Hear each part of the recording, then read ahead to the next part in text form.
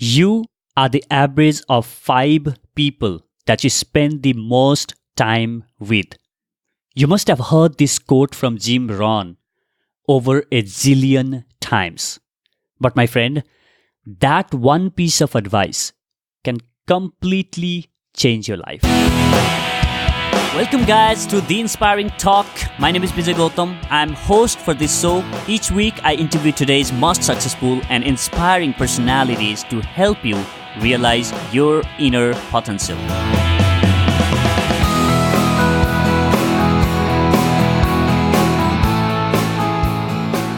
Back in 2015, when I joined my first job, I was full of energy and aspiration. Just graduated from college, I had a dream to be different, to become one of the best scientists the organization had ever seen. During first few months, I would reach office, sit in front of the computer for an hour, reading the research papers to upgrade my knowledge. I would greet my colleagues with full of enthusiasm and a bright smile. And they would respond with more energy than they normally would. When I started chatting with people there and spent few months, I realized how frustrated those people were. All I heard was complain about their boss, salary, services company offered, and the food in cafeteria, and literally everything. On my head, I would laugh at those people and tell myself, I feel so lucky to be here, and how can you complain about this job? Thousands of people dream of getting this job at this top organization, and you are complaining? Fast forward to 1 year into that job, I was frustrated. I no longer wanted to become the best scientist. I lost all my passion and the energy that I had with me the last year. And I'm complaining about my boss, the salary, the food, and the working hours, and everything. I don't want to go to the office the next morning. I asked myself, what am I doing here? I knew I needed to change those set of people who were draining my energy and reclaim that energetic and passionate version of myself. You see, within few months of being surrounded with such people, I had become like one of those. You are the byproduct of people that you surround yourself with. Yet, a lot of people continue being in company of people that's draining their energy and pulling them down. That's not what I wanted to be. I started writing emails to entrepreneurs, CEOs, best-selling authors, and thought leaders asking if they would be interested in sharing their journey with me. Some of them agreed, and after listening to them, I was blown away by the mindset at which these people were playing. That idea eventually morphed into this podcast. During the day, I was around the people who complained and were too afraid to pursue what they love. While during the night and weekends, I was chatting with people who had bigger vision and purpose in their life. The transformative ideas they would share would leave me in awe. I started seeing this huge impact on my mindset and the way I would think. I started feeling more empowered and operate at a different level. Now, to cut the story short, within almost a year of surrounding myself with these successful achievers, I quit my job to do what I love. When I look back today, it were those interviews and people that I surrounded myself with that helped me find my true purpose in helping people tap into their true potential. One of the early guests of my podcast, Dr. Sookie talks about how he became the byproduct of the environment that was surrounded by drugs, violence, and crime and almost gave his life.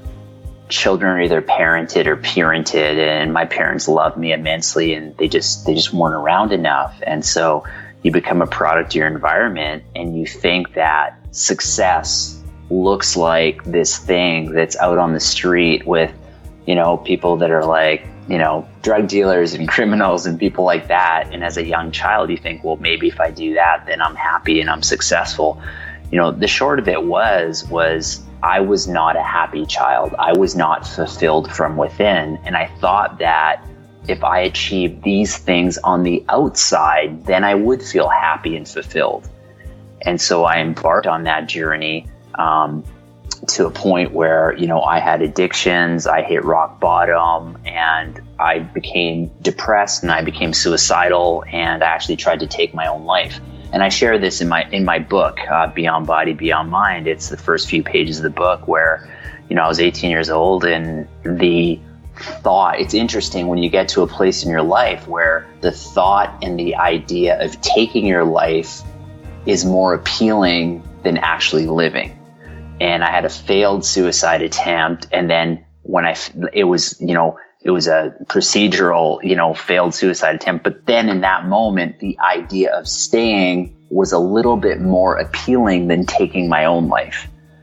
And then I literally, that was the start of my journey, because you see, when you're in this environment, and this is really important for a lot of your viewers and for people in India and where you live and wherever you live listening to this, is that I thought that environment was life. But I didn't realize if I left that environment, drove 30, 40 minutes in another direction, there was another world that I had no idea existed, because I was raised in this world. You see, and you think that, people are harsh. It's a dog-eat-dog world. You got to be tough. You got to be strong. People take advantage of you. People are not kind. People are not loving. That was the environment it was. Like I said earlier, it was the poorest, most challenging environment in all of Canada. They said we have postal codes. Here was the poorest postal code in Canada at the time that I was raised in.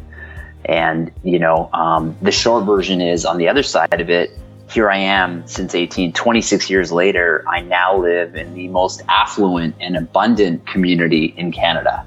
So that's been my journey, and it all came from, serving other people and getting that. But that was my rock bottom, where I realized that, there had to be more to life than this. And so I went seeking, and really from that moment until today, I call myself a student. I'm a student of life, because life is constantly teaching us. We just can't always see the lessons that life is showing us. We don't have the consciousness or the awareness to really begin connecting the dots to have an understanding of what's happening. From becoming a drug addict for almost a decade and having thoughts of taking his life, Dr. Sookie transformed his life by being in proximity of good books. If you can surround yourself with good people, surround yourself with good books, podcasts, videos, and make them your best friends. Dr. Sookie today is best-selling author, global speaker, and has completed several Ironman with podium finishes. If you'd like to learn more about Dr. Sookie's story, make sure to check episode 12 of the show. I'll link that up on the show notes page. Another guest of the show, Chetan Mahajan, landed up in a jail.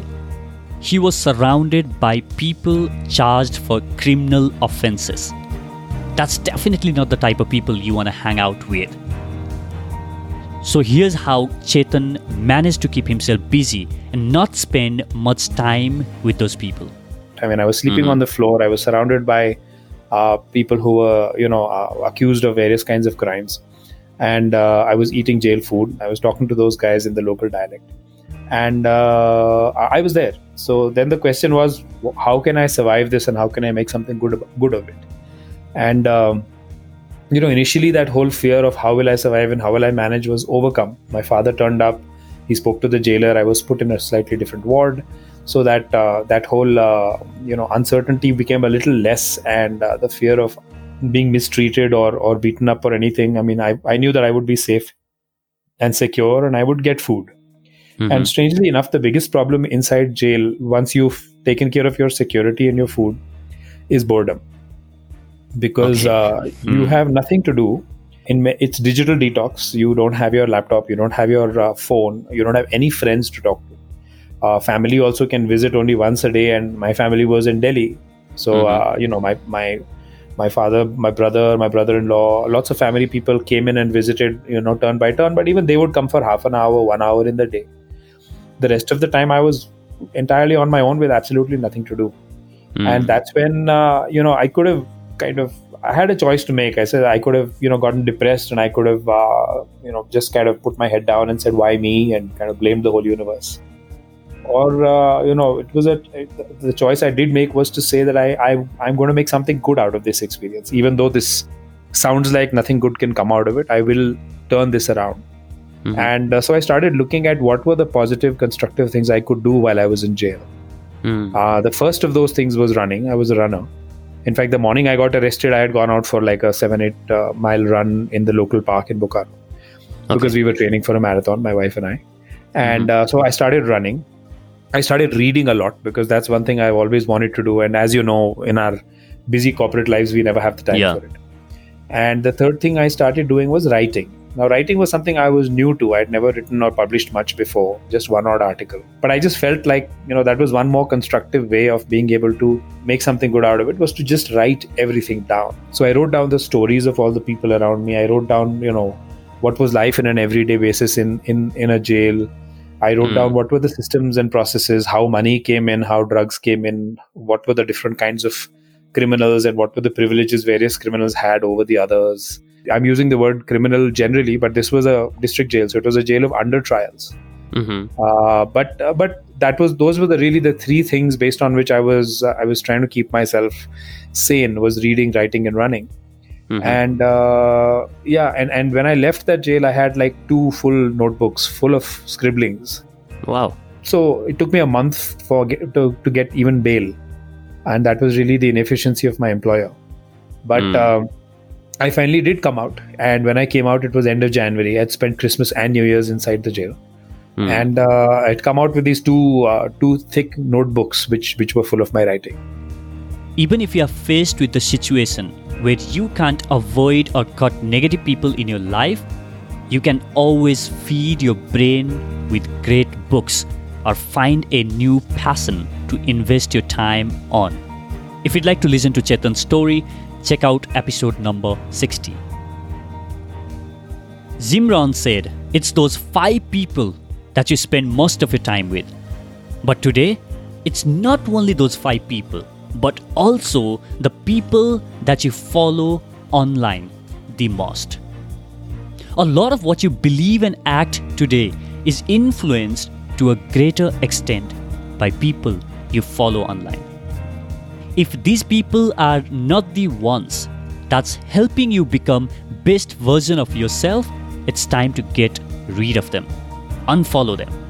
They don't deserve to show up on your feed and spread negativity. Replace them with people whom you admire and people who are always playing at their A-level game. If you are not happy with where you are in life today, I would like you to ask yourself, are the people that I spend most of my time with worth my time and energy? If not, you know what to do. Thank you so much for listening to this episode. Let me be part of your circle by connecting with me on Facebook, Twitter, and Instagram @Bijay Speaks. Thanks again for listening. I'll see you in the next. Now, go out there and do something inspiring.